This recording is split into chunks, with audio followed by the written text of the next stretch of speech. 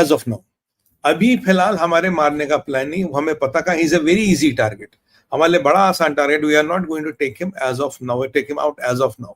ये ट्रंप ने बहुत क्लियर बोल दिया, जो कल बेंजामिन नेतन्याहू ने कहा था खमेनी को हम मारेंगे और जरूर मारेंगे, याद कीजिए 2 दिन पहले कहा था अगर आपने हमारे सिविलियन इंफ्रास्ट्रक्चर पर अटैक किया will eliminate you in 1 week. फिर कल बेंजामिन नेतन्याहू ने कहा हाँ हम उसको मारेंगे, उसको मार के ये जो युद्ध है ये हल्का होगा, शांत होगा, बंद होगा। आज ट्रंप का कहना we know where the supreme leader is, he is easy target for us but we are not going to take him out at least as of now, यानी कि अभी नहीं तो कभी भी यूएस कैन एलिमिनेट खमेनी। ये आप Donald Trump कह रहे हैं कि खमेनी का पत्ता खत्म। खमेनी सुनने में आया पागल हो गए हैं, खमेनी सुनने में उनके दिमाग की तवाजुन खराब हो गया है। उनको और उनकी फैमिली को जो सबसे हार्डेंड बंकर है, जो सबसे नीचे वाला बंकर है, जहां आदमी का मतलब भूत नहीं घूमता, कामरान में कब्र से भी गहरा बंकर है ये, तो उसको वहां पे छुपा दिया गया। He has lost his sense of balance. और उसने अपने आईआरजीसी का जो एग्जिस्टिंग कमांडर है, जिसको इजराइल ने कहा कि हम आपको मारेंगे आने वाले कुछ दिनों में, उसको बोला कि भैया जो तुम्हें आता है,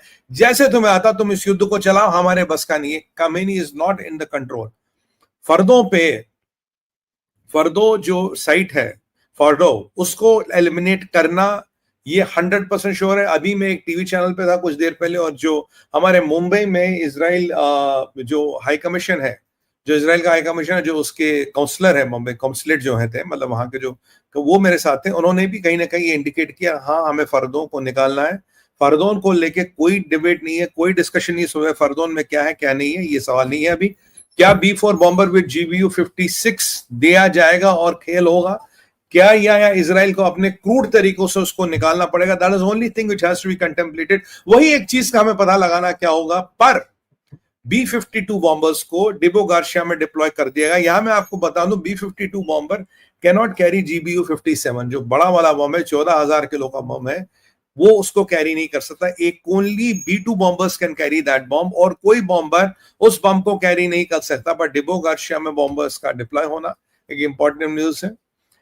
अभी यूएस ने अपना एयरक्राफ्ट के निमिट्स वहां डिप्लॉय किया है, और F-35, F-22, F-16 को और मिडिल ईस्ट बुलाया गया, और डिप्लॉयमेंट बढ़ाई जा रही है।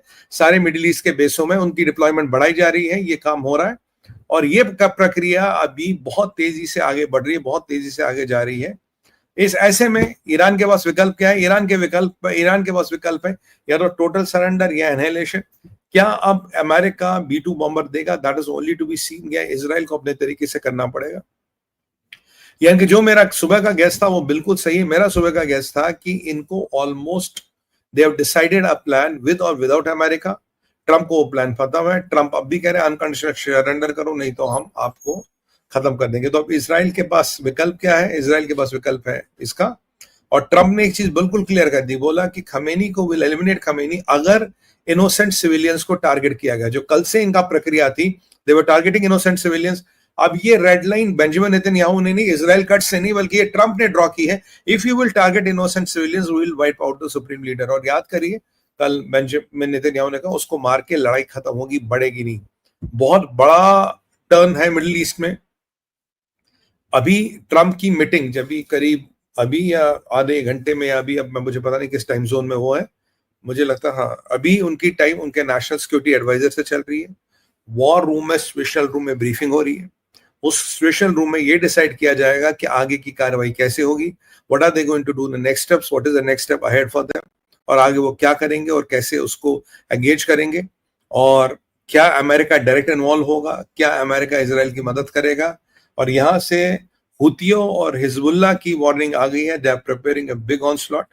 इजराइल के नॉर्दर्न साइड से, साउदर्न साइड से मिसाइल्स आए हैं, और अब की बार जो मिसाइल्स का बराज है, जो ब्रैकेट है, ये कम है। इतने ज्यादा मिसाइल्स नहीं आ रहे, 10-15 के लॉटों में आ रहे हैं। और आज जो there is something called as a missile audit, जो पेंटागन कर रहा होगा, जो इजराइल कर रहा होगा, वो बैठ के मिसाइल ऑडिट कर रहा होगा कि इनके पास मिसाइल कितने पड़े हैं। अभी जो एक अनुमान आया, जो मेरा लगभग एस्टिमेट सही था, मारा जाता है मुल्ला रजीम के पास मात्र 1800 मिसाइल है। Only 1800 ballistic missiles are left with them. छोटा बड़ा जो भी 1800 से ज्यादा का आंकड़ा नहीं है, ये लगभग आंकड़ा तय है।